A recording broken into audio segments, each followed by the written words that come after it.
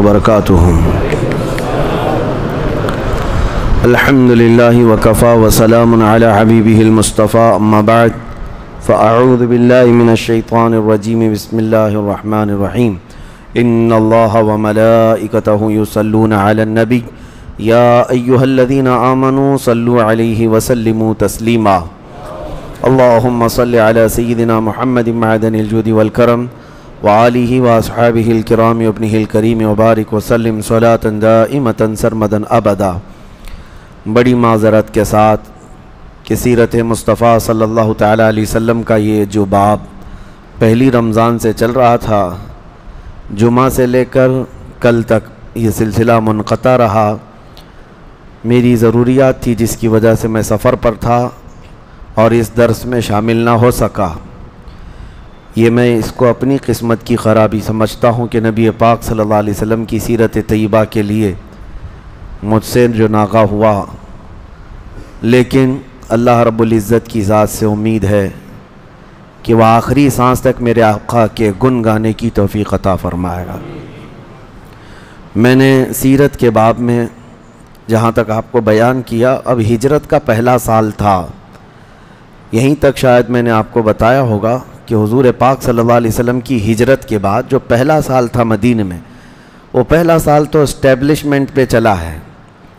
سب سے پہلے مسجد نبوی کی تعمیر ہوئی اور اس کے لیے جو زمین لی گئی وہ 2 یتیموں کی تھی. یہ سب میں نے آپ کو بتایا. اور نبی پاک صلی اللہ علیہ وسلم نے حضرت ابو بکر صدیق کے پیسوں سے وہ زمین خرید لی اور اس کو وقف کیا گیا. اس کے بعد پھر حضور پاک صلی اللہ علیہ وسلم نے مسجد نبوی کے بعد ازواج مطہرات کے مکانات بنائے، یعنی اپنی بیویوں کے لیے. اس میں اس وقت نبی پاک صلی اللہ علیہ وسلم کے نکاح میں صرف 2 بیویاں تھیں، ایک حضرت سودا رضی اللہ تعالیٰ عنہ اور دوسری حضرت عائشہ صدیقہ رضی اللہ تعالیٰ عنہ. حالانکہ یہ دونوں نکاح مکہ میں ہی ہو چکے تھے. حضرت خدیجہ رضی اللہ تعالیٰ عنہ کے انتقال کے بعد یہ نکاح ہوئے ہیں. جب تک سیدہ ام المومنین خدیجۃ الکبریٰ حضور کے نکاح میں تھیں، حضور نے کوئی دوسرا نکاح نہیں فرمایا. ان کے انتقال کے بعد حضرت سودا یہ دوسری بیوی ہیں، اور ان کے بعد ام المومنین عائشہ صدیقہ رضی اللہ تعالیٰ عنہ طیبہ طاہرہ، آپ سے نکاح ہوا لیکن رخصتی نہیں ہوئی تھی. جب میرے آقا صلی اللہ تعالیٰ علیہ وسلم مدینہ تشریف لائے تو ہجرت کا یہ پہلا سال تھا. ام المومنین حضرت عائشہ بھی حضرت سودا بھی مکہ سے چل کر کے مدینہ آئیں. حضور کا پورا گھرانہ ہجرت کر کے آیا. ان کے لیے بھی مکانات بنائے گئے. مکانات کا مطلب آپ کیا سمجھتے ہیں؟ جو ایک ام المومنین کا گھر ہوتا تھا، جو مسجد نبوی کے اطراف میں جو مکانات بنے تھے، وہ جانتے ہیں 6 ہاتھ چوڑا 10 ہاتھ لمبا پورا گھر ہے. پورا گھر جو ہے 6 ہاتھ چوڑا اور 10 ہاتھ لمبا، اور چھت جو ہے وہی کھجور کے چھپر کی ہوتی تھی اور اتنے نیچے کہ کوئی بھی شخص چھت کو چھو سکتا تھا. یہ امہات المومنین کے مکانات جس میں میرے آقا آرام فرماتے. اور پورے کمرے کو دروازہ نہیں ہوتا بلکہ جو چوکھٹ ہوتی اس پر کمبل ڈال دیا جاتا یا ٹاٹ کا ٹکڑا ڈال دیا جاتا پردے کے لیے. اس کے علاوہ کسی مکان پہ دروازہ نہیں تھا. یہ سادگی میرے مصطفیٰ کریم صلی اللہ علیہ وسلم کی ہے. کل جہاں ملک اور جو کی روٹی غذا، اس شکم کی قناعت پہ لاکھوں صلاح. دنیا سے پوچھ کر کے بتاؤ کوئی ان کا بادشاہ ایسی سادگی بتا سکتا ہے؟ بادشاہی میں فقیری. میرے آقا صلی اللہ علیہ وسلم کی یہ مجبوری نہیں تھی. حضور فرماتے ہیں اگر میں چاہوں تو میرے ساتھ سونے اور چاندی کے پہاڑ چلا کریں، لیکن حضور نے امت کے غربا اور فقراء کے لیے یہ سادگی اختیار فرمائی. یہ مکانات کی تعمیر ہوئی. یہ پہلا سال ہے ہجرت کا. حضور پاک صلی اللہ تعالیٰ علیہ وسلم نے اس کے بعد عقد مواخات فرمایا. وہ بھی میں نے آپ کو بتا دیا. عقد مواخات کیا ہے؟ عقد مواخات یعنی انصار اور مہاجرین میں بھائی بھائی کا رشتہ قائم کیا، اور وہ اتنا مضبوط رشتہ ہو گیا کہ مہاجرین جو انصار کے بھائی بنے وہ 6 مہینے تک رہے صرف ان کے گھروں میں ہجرت کرنے کے بعد. بھائی تو زندگی پر رہے، لیکن انصار نے ہر ایک کو اپنے گھر میں جو جگہ دی تھی 6 مہینے کے اندر سارے لوگ ایسے اسٹینڈ ہو گئے تھے جیسے کہ سب تجارت کے گر جانتے تھے۔ حضرت ابو بکر صدیق رضی اللہ تعالیٰ عنہ کپڑے کی تجارت کرتے، حضرت عثمان غنی رضی اللہ تعالیٰ عنہ کھجوروں کی تجارت، حضرت عبد الرحمن بن عوف جن کا کوئی مکان نہیں تھا مدینے میں، لیکن تجارت میں وہ اتنے ماہر تھے، اتنے ماہر، وہ خود اپنے متعلق فرماتے ہیں کہ اگر میں مٹی کو بھی چھو دوں تو سونا ہو جائے۔ حضرت عبد الرحمن بن عوف کا 3 سال کے بعد تجارت کا معاملہ مدینے میں یہ تھا کہ ملک شام سے جب ان کی تجارت کا قافلہ آتا تھا مدینے میں تو 700 اونٹوں پر سامان لد کر کے آتا تھا۔ یہ حضرت عبد الرحمن بن عوف کی تجارت جو ہجرت کر کے مدینے میں آئے تھے۔ 6 مہینے سے زیادہ کسی بھی صحابی، کل مہاجرین جو تھے وہ تقریباً 60 کے قریب مہاجرین تھے جو ہجرت کر کے آئے تھے مدینے میں۔ ان کے مکانات نہیں تھے، لیکن 6 مہینے کے بعد سب کے اپنے اپنے مکانات بن گئے۔ اب ہجرت کے پہلے سال جو اہم چیزیں واقع ہوئیں وہ کیا ہیں، اس میں آپ کو بتاتا ہوں۔ اہم چیزوں میں یہ عقد مواقات ہے، اور دوسری اہم چیز جو واقع ہوئی، اس وقت نمازوں کے لیے یہ اہتمام نہیں تھا کہ بلایا کیسے جائے لوگوں کو۔ صحابہ اکرام رضوان اللہ تعالیٰ علیہ مجمعین کو حضور نے طلب کیا اور مشورہ لیا۔ کسی نے کہا ایک بڑی آگ جلا دی جائے اور آگ دیکھ کر کے لوگ نمازوں کے وقت میں آ جائیں گے مسجد کی طرف، 5 وقت کی نمازوں کے لیے بلانا ہے۔ تو پھر کسی نے یہ کہا کہ سیپ بجائی جائے گی، ناقوس جس کو کہتے ہیں باجا، اس کی آواز سے لوگ جو ہے سمجھ جائیں گے کہ نماز کا وقت ہوا ہے۔ نبی پاک صلی اللہ علیہ وسلم نے یہ دونوں پسند نہیں فرمائے، مشرکین کے طریقے تھے۔ حضور پاک صلی اللہ علیہ وسلم نے پھر حضرت بلال سے کہا ایک کام کرو، ہر نماز کے وقت تم محلوں میں چلے جاؤ اور زور سے آواز لگاؤ کہ نماز کا وقت ہو گیا ہے، آ جاؤ۔ تو حضرت بلال حبشی رضی اللہ تعالیٰ عنہ ابتدا میں محلوں میں جاتے تھے، الصلاۃ جامعۃ الصلاۃ جامعۃ، یہ کہتے تھے اور لوگ سمجھ جاتے نماز کا وقت ہو گیا، آ گئے۔ یہ پہلے نمازوں کو بلانے کا طریقہ تھا ابتدائے اسلام میں۔ پھر ہوا یہ، ایک صحابی حضرت عبداللہ بن زید انصاری، انہوں نے خواب میں دیکھا کہ کوئی یہ اذان شرعی جو آج اذان دی جاتی ہے، یہ الفاظ کوئی پڑھ رہا ہے، اللہ اکبر اللہ اکبر اللہ اکبر اللہ اکبر، اشہد ان لا الہ الا اللہ اشہد ان لا الہ الا اللہ اشہد ان محمد رسول اللہ اشہد ان محمد رسول اللہ، حی علی الصلاۃ حی علی الصلاۃ حی علی الفلاح حی علی الفلاح، اللہ اکبر لا الہ الا اللہ۔ یہ الفاظ انہوں نے سنے خواب میں۔ اس کے بعد ایک ہی نہیں، سیدنا عمر فاروق رضی اللہ تعالیٰ عنہ اور خود حضور پاک صلی اللہ علیہ وسلم کے بھی خواب میں آئے۔ تو حضرت عمر آئے، بارگاہ رسالت میں عرض کیا، یا رسول اللہ صلی اللہ علیہ وسلم، کیا ہی اچھا ہو کہ یہ الفاظ پکارے جائیں مسجد سے، زور سے پکارے جائیں اور لوگوں تک یہ آواز چلی جائے گی۔ نبی پاک صلی اللہ تعالیٰ علیہ وسلم نے پسند فرمایا، اور اسی لیے کہتے ہیں نا کہ حدیث میں بھی ہے کہ اللہ تعالیٰ عمر ابن خطاب کی زبان سے کلام فرماتا ہے، الموافق رأیہ للوحی والکتاب۔ حضرت عمر کا جو مشورہ ہوا کرتا تھا وہ اکثر قرآن کی وحی یا اللہ تعالیٰ نے جو آیتیں اتاری اس کے موافق ہوتا تھا، بعد میں آیتیں اتر جاتی تھی اسی طرح کی۔ تو یہ مشورہ طے پایا کہ اب یہ الفاظ بولے جائیں۔ تو پھر حضور صلی اللہ علیہ وسلم نے حضرت عبداللہ بن زید انصاری کو بلایا اور کہا جو تم نے خواب میں الفاظ سنے ہیں یہ بلال کو سکھا دو، اس لیے کہ وہ بلند آواز والے ہیں، اونچی آواز والے ہیں۔ اب ان کو یہ اذان کے الفاظ سکھائے گئے۔ پھر زندگی بھر حضرت بلال حبشی رضی اللہ تعالیٰ عنہ اذان کے الفاظ پکارتے رہے، اور وہ اذان کی آوازیں آج بھی پوری دنیا میں گونج رہی ہیں اور صبح قیامت تک گونجتی رہیں گی۔ اور ایک باتیں کی بات میں آپ کو بتاؤں، پوری دنیا میں 1 منٹ بھی ایسا نہیں ہے جب اذان نہ ہو رہی ہو۔ پوری دنیا میں ٹائم ڈیفرنس ایسا ہے کہ یہ اذان کے اوقات اگر آپ دیکھیں گے تو فجر کا وقت انڈونیشیا سے شروع ہوا، اس کے بعد 1 گھنٹے کے بعد دوسرے ملک میں، اس کے بعد تیسرے ملک میں، پھر چوتھے ملک میں، یہ گھومتے گھومتے اذان جو ہے 24 گھنٹے پوری دنیا میں کہیں نہ کہیں اذان ہو ہی رہی۔ اللہ نے نظام ہی پوری کائنات کا ایسا بنایا ہے کہ فجر ہمارے یہاں ہے تو کسی کے یہاں ظہر ہے۔ ابھی آج ہمارے یہاں فجر ہے، ابھی باہر ملک میں UK سے ہمارے ساتھی کہہ رہے تھے کہ ابھی ہم تراویح پڑھ کر کے بیٹھے ہیں، ان کے ہاں تراویح ہو رہی ہے، کسی کے ہاں ابھی افطار ہو رہی ہے، لیکن اذان کی آواز گونج رہی ہے ہر جگہ۔ ابھی میرے عزیزو یہ اذان کی ابتدا پہلی ہجری میں ہوئی. اس کے بعد اور ایک اہم چیز جو پہلی ہجری میں ہوئی، نمازیں. میں آپ کو بتاؤں، شاید آپ کے علم میں ہو یا نہ ہو، یہ جو ہم 5 وقت کی نمازیں پڑھتے ہیں یہ سب 2 رکعت فرض تھی. فجر کی 2 رکعت، ظہر کی 2 رکعت، عصر کی 2 رکعت، مغرب کی 3 ہی تھی، عشاء کی بھی 2 رکعت فرض تھی. 2 رکعت ہی فرض تھی پہلے ابتدائے اسلام میں. ہجرت کے پہلے سال نمازوں میں اضافہ ہو گیا تو ظہر، عصر اور عشاء میں 2 کی بجائے 4 کر دیا گیا. اب یہ فرض نمازیں صبح قیامت تک 4 ہی رہیں گی، لیکن جو اصل فرض تھی 2 اس کو سفر میں رکھ دیا گیا کہ جب بندہ سفر کرے گا تو وہ 2 پہ عمل کرے گا، اور جب گھر پر رہے گا تو یہی شریعت میں جو 4 ہے وہ 4 پر ہی عمل کرے گا. تو نمازوں کی رکعتوں کا اضافہ یہ بھی پہلی ہجری میں ہوا. یہ اہم واقعات میں آپ کو بتا رہا ہوں.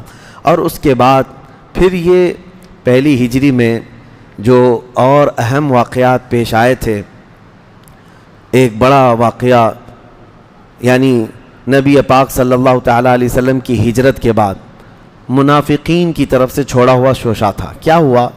3 عظیم جانثار صحابہ حضور کے، ان کا ایک کے بعد دیگرے انتقال ہو گیا مدینے میں. ایک حضرت کلثوم بن ہدم، یہ وہ صحابی ہیں جن کے گھر میں سب سے پہلے حضور مدینے میں اترے تھے. مسجد قباء جن کی زمین پر بنی ہے، وہاں تو حضور 24 دن تک تھے نا، میں نے سیرت میں بتایا. اس کے بعد حضور مدینے میں انٹر ہوئے، پھر ابو ایوب انصاری کے مکان میں رہے. پہلے کلثوم بن ہدم رضی اللہ تعالیٰ عنہ کے گھر اترے تھے، اور انہی کی جگہ پر یہ مسجد قباء بنی ہے، تو ان کا پہلی ہجری میں انتقال ہوا. دوسرے حضرت اسعد بن زرارہ، یہ انصار قبیلے کے بہت عظیم آدمی تھے، اور ایک صحابی. 3 جو ہے جانثار تھے اور بڑے پلر مانے جاتے تھے اسلام کی ابتدا کے. ان تینوں کا انتقال ہوا تو منافقین نے ایسی باتیں بنائیں، کہا کہ اگر محمد صلی اللہ علیہ وسلم اللہ کے نبی ہوتے تو ان کے عزیزوں کا ایسا تھوڑی نہ انتقال ہوتا اور ان کو اتنے بڑے صدمے تھوڑی نہ ملتے. ایسی باتیں ہونے لگ گئی. تو حضور پاک صلی اللہ تعالیٰ علیہ وسلم تک ایک بات آئی، تو عین اسی کے دوسرے مہینے کافروں کے بھی 2 بڑے گرو گھنٹال مر کر ختم ہو گئے. ایک عاص بن وائل سہمی، یہ بڑا گستاخ تھا، لیکن تھا حضرت عمر بن عاص کا. حضرت عمر بن عاص جو ہیں ان کا باپ وہی عاص بن وائل، وہ مر گیا. دوسرا جو بہت بڑا شریر آدمی تھا جس کی مذمت میں قرآن میں 10 برائیاں آئی ہیں جس کی، ولید بن مغیرہ. ولید بن مغیرہ یہ حضور پاک صلی اللہ علیہ وسلم کی گستاخی کرتا رہا، اور اسی کے بارے میں قرآن نے کہا کہ زنا سے پیدا ہوا ہے. جب اس کے حق میں یہ آیتیں نازل ہوئی، 10 برائیاں سورہ قلم میں آئی ہیں اس کے خلاف کہ حد سے بڑھنے والا ہے، اس کی ایسی خرابیاں اللہ نے گنائیں. اس نے 9 خرابیاں تو محسوس کر لیا کہ ہیں میرے اندر، لیکن قرآن نے کہا نا کہ زنا سے پیدا ہوا، تو وہ اپنی ماں کو جا کر کے گرا دیا اور سینے پر چڑھ کر بیٹھ گیا. کہاں بتا میں کس کا بیٹا ہوں. اس کی ماں ڈر گئی ولید بن مغیرہ کی، اور اس کے بعد پھر اس سے کہا کہ اگر تو صحیح باپ کا ہوتا تو اپنی ماں کے سینے پہ تھوڑی بیٹھتا. ہاں مجھ سے ایک بار خطا ہوئی تھی کہ جنگل میں ایک چرواہے سے میں نے زنا کیا تھا، اسی سے تو پیدا ہوا. قرآن نے سچ کہا تھا اور اللہ تبارک و تعالیٰ نے بیان فرمایا. تو وہ گستاخ رسول بھی پہلی ہجری میں ہی مر گیا. لیکن ایک حیرت کی بات یہ ہے کہ یہ ولید بن مغیرہ ہے کون؟ یہ کون ہے؟ سیف اللہ المسلول حضرت خالد بن ولید کا باپ ہے. حضرت خالد رضی اللہ تعالیٰ عنہ جو سیف اللہ المسلول ہے ان کا باپ ہے. اسلام کی ابتدا ایسے عجائبات سے بھری ہوئی ہے.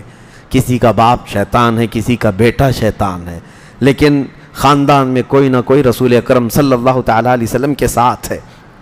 یہ واقعات ہوئے تو منافقین کی زبان بند ہو گئی. منافقین پہلے دن سے یہ سب چیزیں شروع کیے ہوئے تھے. اب ایک وہاں کا بیک گراؤنڈ بھی میں بتاتا ہوں تاکہ سیرت کو سننے میں آپ کو مدد ملے.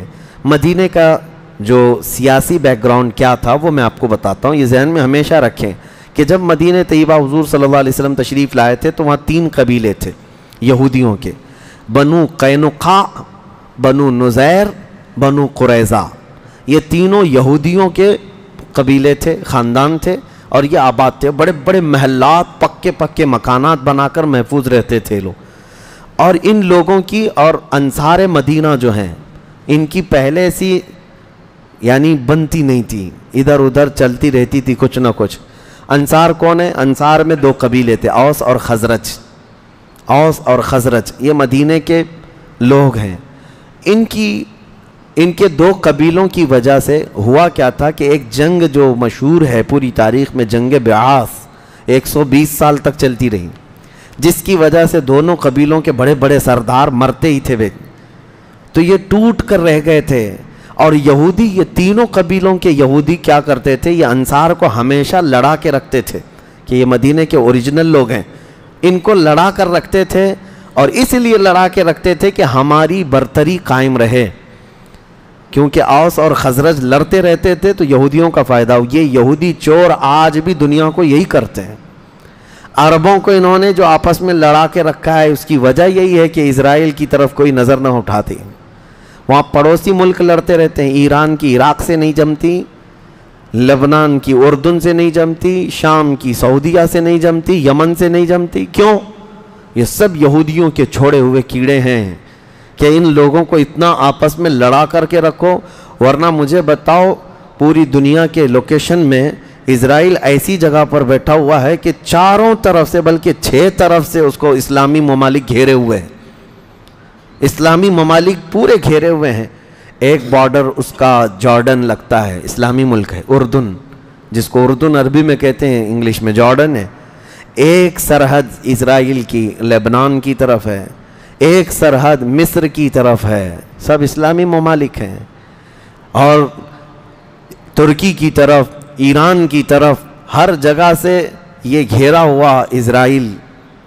لیکن میرے عزیزوں ان سب کے بیچوں بیچ رہتا ہے اور سب کو آپس میں ٹکرا کر لڑا کر رہتا ہے. یہ یہودی مدینے میں بھی یہی کرتے تھے، اوس اور خزرج کو لڑا کر کے رکھے ہوئے تھے کہ ان کے لڑنے سے ہماری حکومت قائم رہے گی.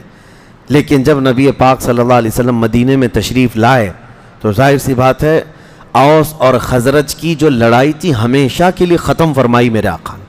انصار کو ایسا بنا دیا تھا میرے آقا نے، ایسا بنا دیا تھا کہ اب وہ جو سالوں سے لڑتے تھے اب اپنے بھائی کی پیاس پر اپنی جان بھی دیتے تھے. یعنی آپس میں انصار میں اللہ کے رسول نے ایسی محبت ڈال دی تھی. اب یہودیوں کا کیا ہوتا، زیادہ سے زیادہ یہی کرتے، دسیسہ کاری کرتے، منصوبہ بندی کرتے، کہیں نہ کہیں سازشیں کرتے رہتے. لیکن جب مدینے آئے تو سب سے پہلے نبی پاک صلی اللہ علیہ وسلم نے امن کا ایگریمنٹ بنایا.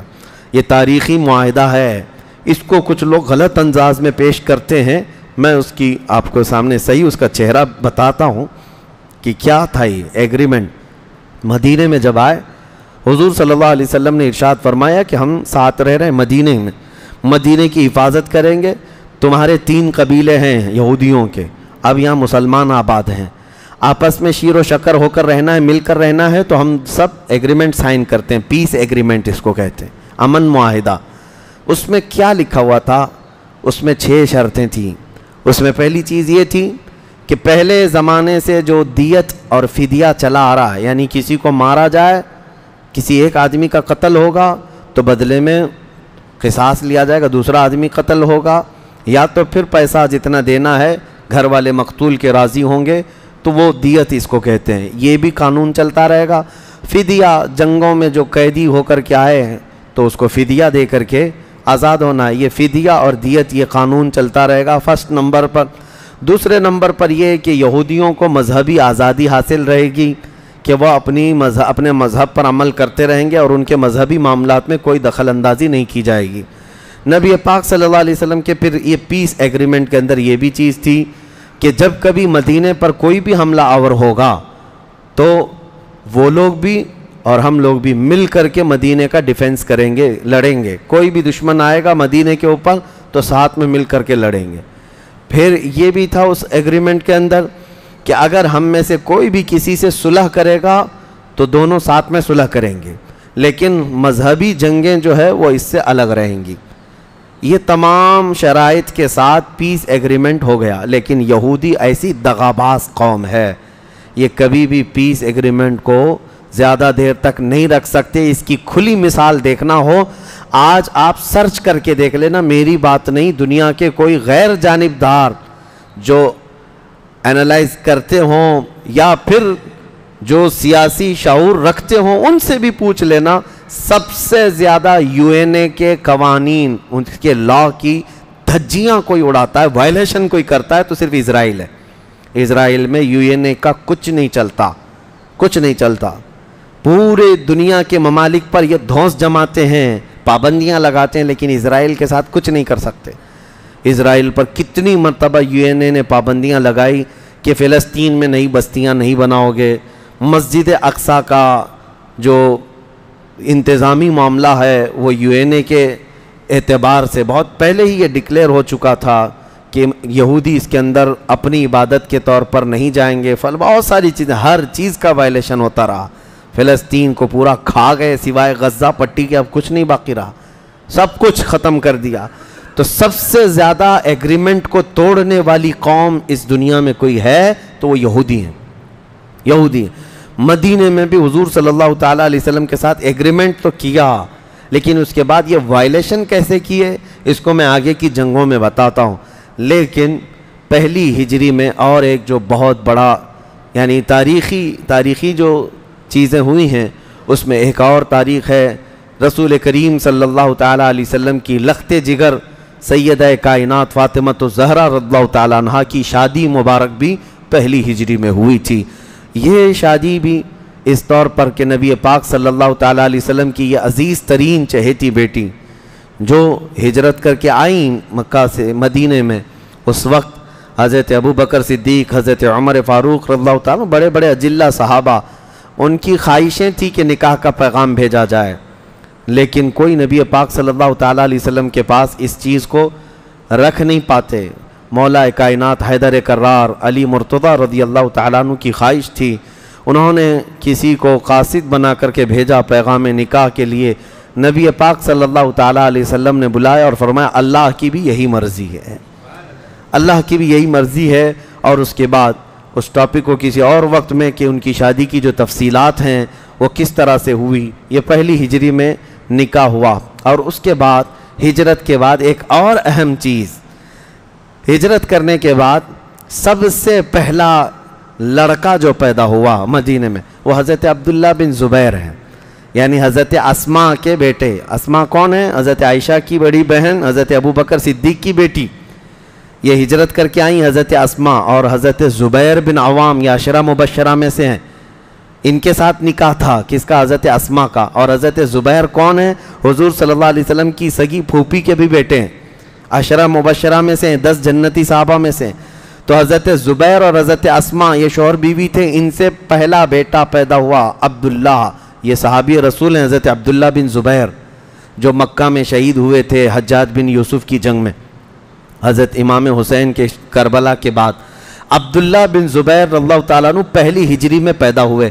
یہ میں کیوں بتا رہا ہوں کہ کیوں پیدا ہوئے, پیدا ہونے کی یہ تاریخ, اس کی وجہ یہ ہے کہ یہودیوں نے یہ شوشہ چھوڑا تھا پورے مدینے میں کہ ہم جتنے بھی یہ ہجرت کر کے آئے ہیں مکہ سے بھاگ کر کے مدینے میں آئے ہیں, ایسا ہم نے جادو کیا ہے کہ کسی کی نسل یہاں نہیں بننے والی ہے, کسی کا بچہ نہیں ہونے والا ہے, ان کی سب نسلیں ختم ہو چکی ہیں, ہم ایسا جادو کر کے رکھے ہیں.